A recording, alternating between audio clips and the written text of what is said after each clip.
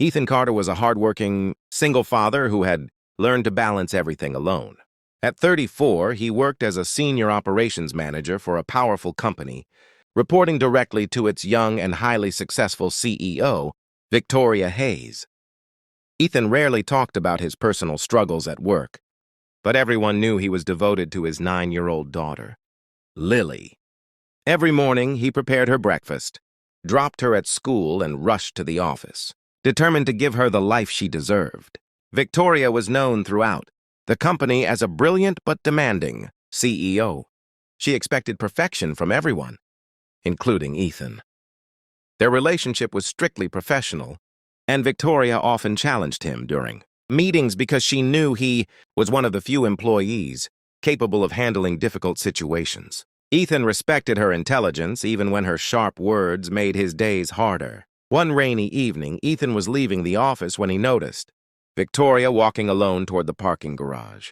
She suddenly stopped, grabbed the side of a car, and nearly collapsed. Ethan immediately ran toward her. "Victoria!" he called. She tried to answer, but her breathing was weak. Ethan caught her before she hit the ground. "Stay with me," he said, lowering her carefully. Victoria looked frightened for the first time since he had known her. Ethan called emergency services, but when he realized the ambulance would take several minutes because of the heavy traffic, he made a quick decision. He carefully helped Victoria into his car and rushed her toward the nearest emergency room. Throughout the drive, he kept talking to her, trying to keep her conscious. "We're almost there. Just keep breathing." Victoria weakly nodded. "Why, are you helping me?" Ethan glanced at her through the rearview mirror. "Because you're my boss and because you're a person who needs help." At the hospital, Ethan jumped out of the car and called for assistance. Nurses quickly brought a wheelchair and rushed Victoria inside. Ethan followed closely behind, explaining what had happened. A nurse placed a medical form on the desk and asked Victoria for her emergency contact information. Victoria was exhausted and barely able to speak. But when the nurse asked, "Who should we contact?" Victoria slowly lifted her hand and pointed toward Ethan. "His name," she whispered. The nurse looked surprised. "Mr. Carter?" Victoria nodded. Ethan stood frozen. He couldn't understand why she had chosen his name. He was only her employee. He wasn't her husband, brother, or close friend. Yet she had written his name as the person she trusted in an emergency.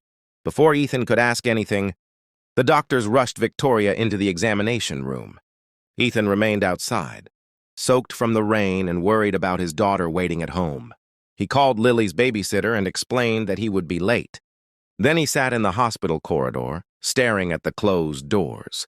After nearly an hour, a doctor finally came out and told Ethan that Victoria was stable. She had suffered a severe health episode caused by exhaustion and stress, but she was expected to recover. Ethan finally released the breath he had been holding. When Victoria woke later that night, she found Ethan sitting beside her hospital bed. She looked at him for a long moment. "You stayed?" she asked. Ethan smiled tiredly. "Someone had to make sure you were okay." Victoria looked toward the table where her emergency form rested. His name was still written there, and for the first time, Ethan realized that perhaps their relationship had never been as simple as boss and employee. The next morning, sunlight entered Victoria's hospital room. She was feeling much stronger, but her mind kept returning to the previous night. She remembered Ethan catching her, carrying her to his car, rushing through traffic, and refusing to leave until the doctors confirmed she was safe. But one thing bothered her most. When the nurse had asked for an emergency contact, she had instinctively chosen Ethan. Ethan arrived with a small breakfast because he knew Victoria probably wouldn't want hospital food. She looked at the bag and smiled faintly. "You didn't have to do that," Ethan shrugged. "You helped build half my career. Consider it repayment." Victoria laughed softly. "I thought you were only here because you're afraid of your boss." Ethan smiled. "Yesterday I was more afraid of losing my boss than losing my job." Victoria became quiet. Then she said, "I wrote your name because you're the only person at the company I completely trust." Ethan looked surprised. "You trust me that much?" Victoria nodded. "You never flatter me. You never agree just because I'm the CEO, and you always Do what you say you'll do. She paused. Yesterday, when I was scared, your name was the first one I thought of. Ethan didn't know what to say. He simply nodded. A few days later, Victoria returned to the company. Everyone expected her to immediately return to her demanding schedule, but she surprised everyone by changing several things. She began treating employees with more patience and started asking about their families instead of only discussing targets and deadlines. Ethan noticed the difference immediately.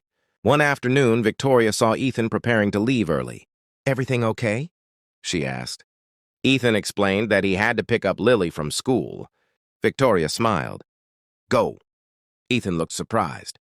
"But the meeting, I'll handle it," she said. "Your daughter needs her father more than this company needs another meeting." That sentence changed something between them. Victoria slowly became part of Ethan's everyday life.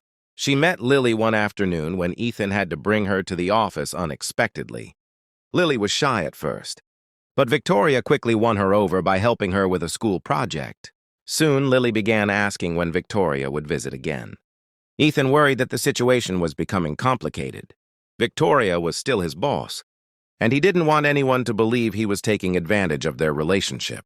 But Victoria made it clear that she wasn't interested in buying his loyalty or controlling his life. She simply valued the man who had shown her kindness when she was vulnerable. One evening, Victoria invited Ethan and Lily to dinner. It wasn't an expensive corporate event. It was a simple restaurant where Lily spent most of the evening talking about school. Victoria listened patiently and laughed at her stories. Ethan watched them from across the table and realized something unexpected. Victoria wasn't simply interested in him. She genuinely cared about Lily, too. When they left the restaurant, Lily suddenly took Victoria's hand. "Are you going to be my dad's boss forever?" she asked innocently. Victoria laughed. "I suppose so." Lily thought for a moment. "Maybe you should be his friend, too." Ethan became embarrassed. Victoria smiled but didn't answer. Months later, Ethan was promoted to executive director, not because of favoritism, but because his work had earned it. Victoria made sure the decision was approved by the board so nobody could question it. One evening, Ethan found Victoria standing outside the office, looking at the city lights. "You know," she said, "that hospital form changed my life." Ethan smiled. "Because you realized I was a good employee?" Victoria shook her head. "No, because when I was afraid, I realized exactly who I trusted." She looked at him. "And that person was you." Ethan smiled quietly. Their story hadn't begun with romance. It had begun with kindness, trust, and one frightened woman writing a single name on an emergency form. And sometimes, the strongest relationships begin exactly that way.